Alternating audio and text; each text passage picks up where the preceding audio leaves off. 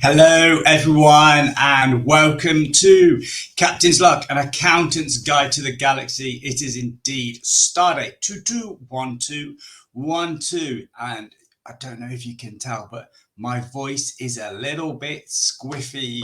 Hopefully, it's just a cold and not the dreaded man flu, because we all know how man flu affects people.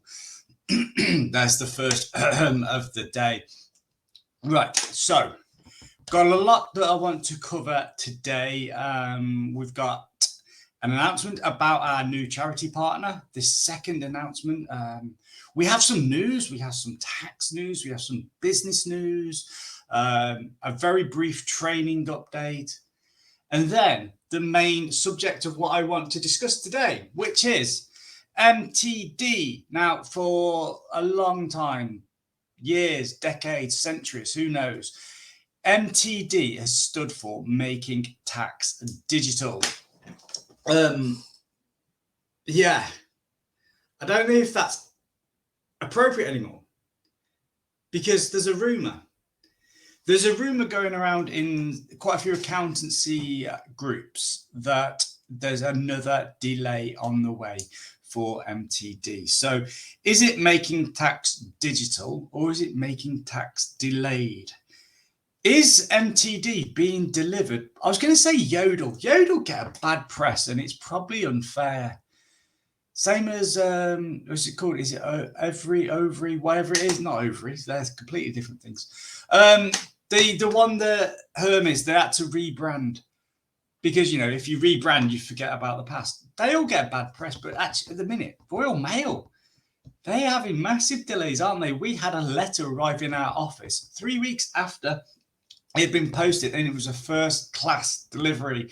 I should be doing air quotes first class, because 3 weeks for that, it's terrible. And I understand the strike issues, and I understand the reasons behind this, and I'm not here to give an opinion on the rights and wrongs of that, but maybe Royal Mail are delivering MTD, who knows?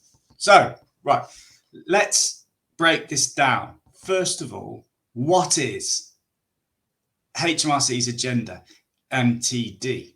Now, the unofficial agenda could well be to stop dastardly accountants meddling, because by giving software that can manage the tax affairs, you can collect all your data, it will calculate the tax, and it will then submit it. It's kind of removing accountants from the link, because, you know, accountants can offer advice on how you can do things like save tax and legitimately save tax as well. Sorry about that. Right, that's not ideal for HMRC, is it?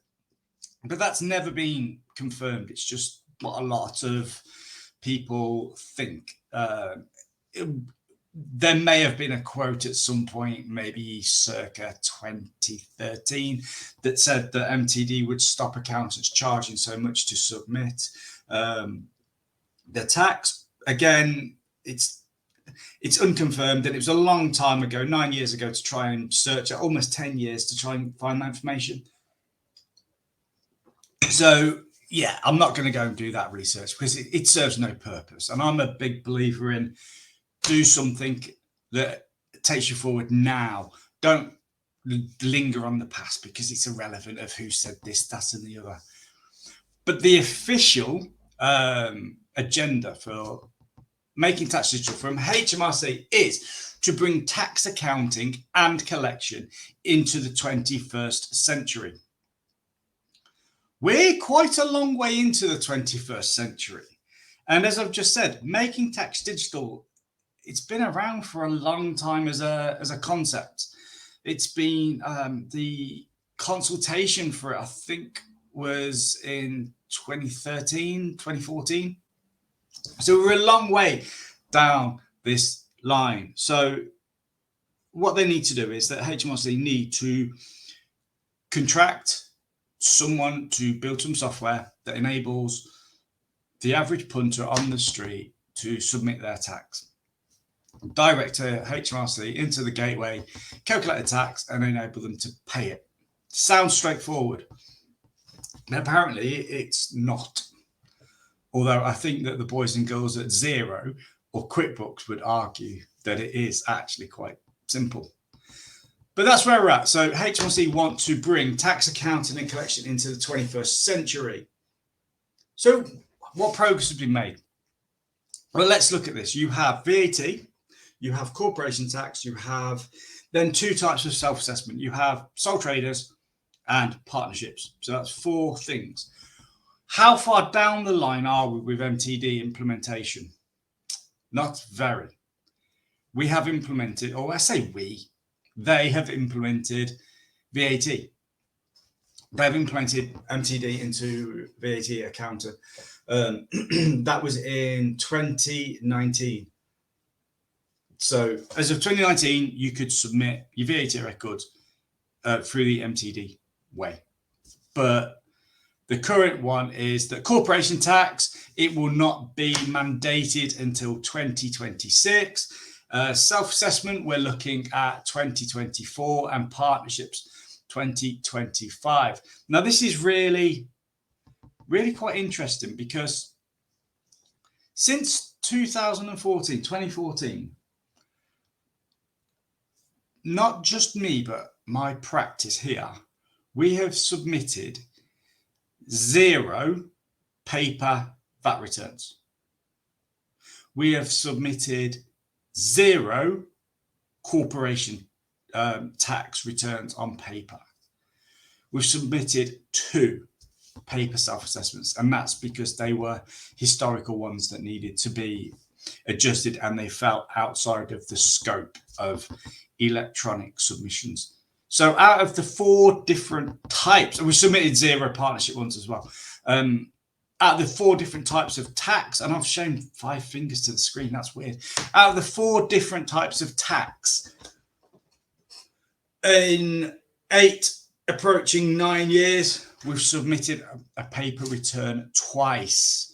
And why is that? That's because we've submitted our tax returns digitally. Let that sink in a minute. HMRC have taken so long to implement this Making Tax Digital program, yet we've been submitting tax returns digitally for 8-9 years. A solution already pretty much exists, yet it's being delayed. And now it causes a lot of concern amongst the public, because first of all, a question quite rightly was asked just yesterday: if they can't be trusted to implement this system, how can we trust them with our tax? Brilliant question, because at the minute HMRCs do seem in disarray. You phone them up and you could be on the phone just purely on hold for 20-30 minutes without speaking to someone. I've had situations where I've called up 3 times about the same issue and I've been given 3 different answers. That's not good enough. But we're not going to rant about that, which would be easy to do. This is about the submission of tax. A system already exists out there. So I don't understand what the delay is. But the reason, there's this wild rumor that it's going to be delayed further, and it shouldn't be. We should be putting something in place now. And you should be doing something now for this as well. Don't wait until HMRC tell you to do it. Do it now. Or if you don't do it now, start it in April. Start it in April 2023, the start of the new tax year. Why? Why should you do it then? Well, because it will benefit your business. So we have embraced cloud tech for years and years and years. Xero is our favorite. We love the boys and girls over at Xero. Gary Turner, I've spent loads of conversations. I spent lots of time having conversations with him. Fantastic bloke. Gary's now moved on and stepped away from Xero. Hope he's enjoying his retirement. Wish I could retire at that age. But that's a side note, isn't it? Sidebar. Right, so we love Xero. Xero is a way of keeping your records online. That's good. But it's not just that. It calculates things because Xero now has a tax product. So you can understand what level you're looking at with your tax. But that maybe you don't care. And maybe that should be just an accountant's tool that we use. But here's why you should use Xero. It has management information, management tools in there. And I've said this before, that using something like Xero is a bit like using SatNav. If you've got a long journey, so let's say you want to drive from sunny Birmingham all the way up to Loch Ness, would you get in your car and just drive? Some of you crazy fools might do, but most people won't. Most people will, if you're old school, you'll get an atlas out. I remember those, the AA or RAC ones, loved them. But you'd get that and you'd have a look at the route. You'd note down what junctions you need to use on the motorways and then stick that note into your visor so you could quickly look at it as you're going along. Most people these days use SatNav. I use Waze when I'm traveling because it's brilliant. It tells me about incidents on the road. So if there's a crash, it will tell me about it. If there's potholes, anything like that, it tells me and it warns me. If there's congestion, it will tell me about it, but not just that. It will take me around. It will find the best route to make sure that I get to my destination as quickly as possible. And that's key. It gets me to my destination, but also it gets me to my destination as quickly as possible. That's why you should be using Xero right now, to get you and your business to where you want it to be as quickly as possible. There's other things like Dext. It used to be called Receipt Bank. That's brilliant that if you've got a paper receipt, rather than leaving it on the window to have the sun destroy it or that grease to erode it. We covered this in the last episode, cloudy, very cloudy. Take a picture, boom, and it's saved and it's stored in multiple locations up in the wonderful cloud. So you can access it from anywhere, anytime. So that means your information is safe. This is why you should use digital software for it. Now, some people will be saying, but I use Excel. Excel is digital. And you're correct. And I would say using Excel is better than using a book or a carrier bag. Like the amount of people that just put stuff in carrier bags as their filing system, it's crazy. But yeah, Excel's fine. And you can use macros, you can use different formulas, so you can get information. The problem is it can't take real-time information from your bank. It cannot look at how much your invoices are outstanding and who's paid you when, and it cannot send out reminders. It's limited.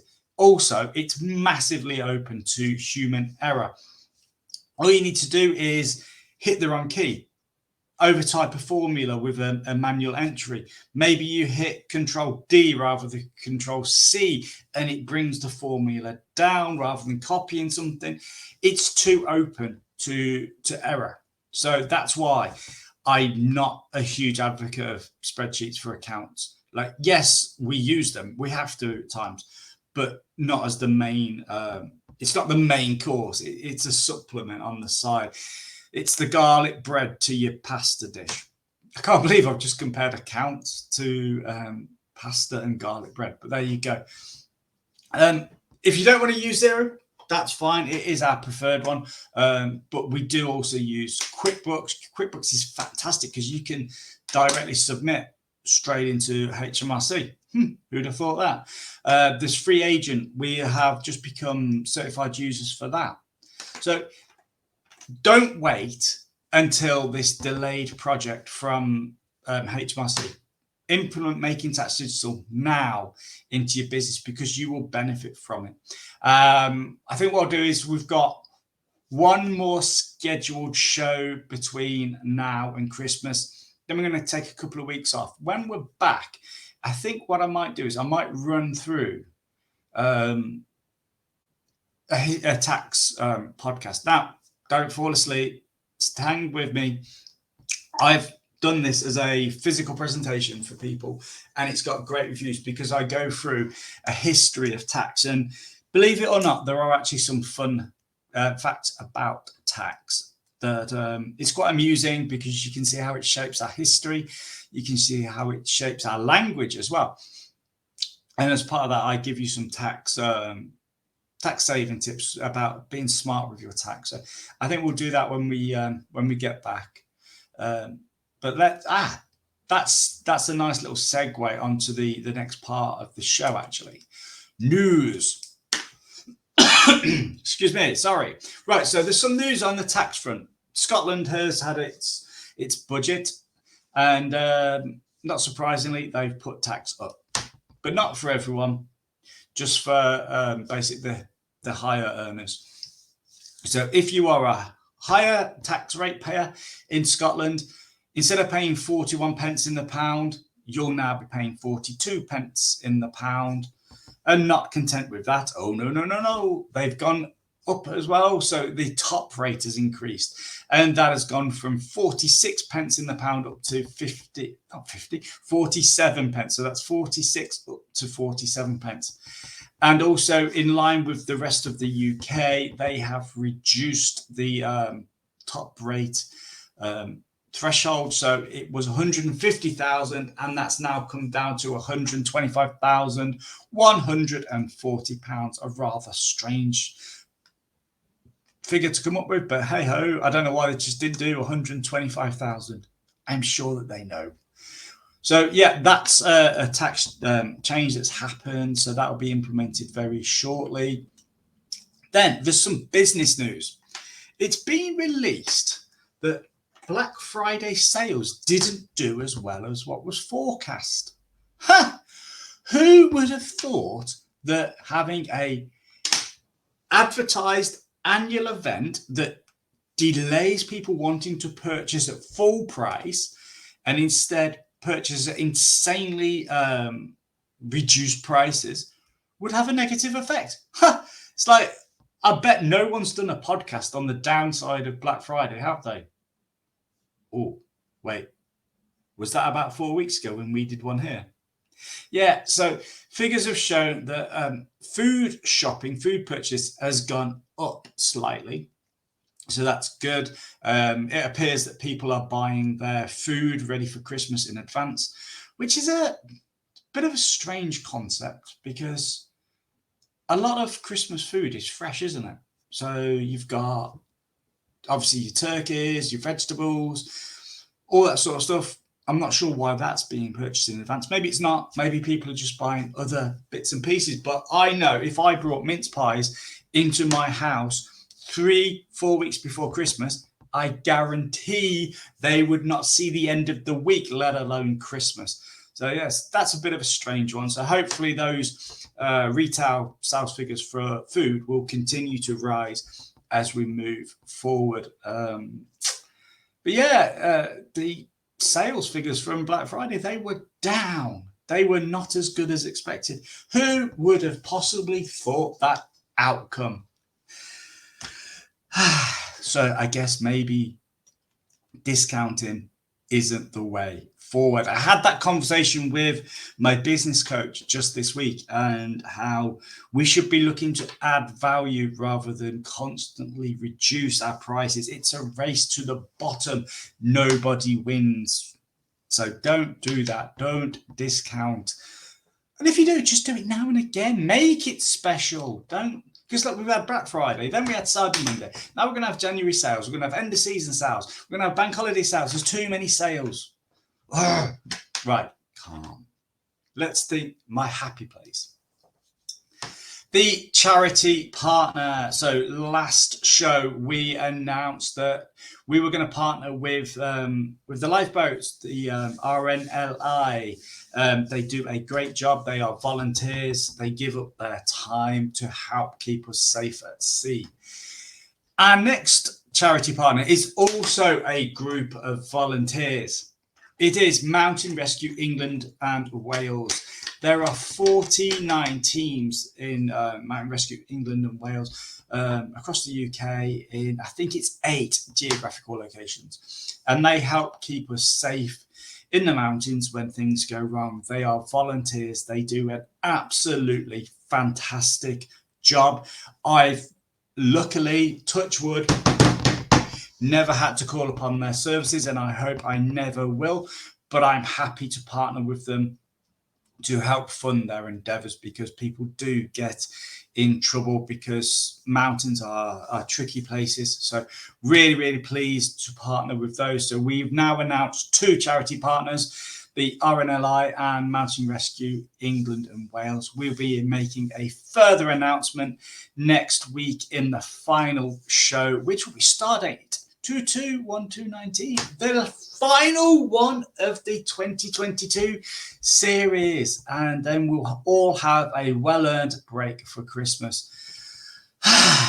Wow, I actually wanted to have a short show today because my voice is a bit screwed and not feeling on top form, and it's been about normal, maybe slightly longer than the average one. So you've got some value out today. Making Tax Delayed. Poor HMRC, they can't get it right, can they? Anyway, if you need any help on implementing cloud software or a digital tax solution, give us a shout at Carl Ford and Associates. Our website is carlfordaccountancy.biz. If you're listening on your podcast one, please do give us a like. We'd love you to subscribe to. If you're watching this on YouTube, then hit the notification bell, subscribe to us, give us a thumbs up, because it really does help when we get to see all that love coming through to us. Ladies and gentlemen, you've been amazing. I've been Carl Ford, the Captain of Accountancy. I'm signing out for another week, and I'm going to go and have a lie down now.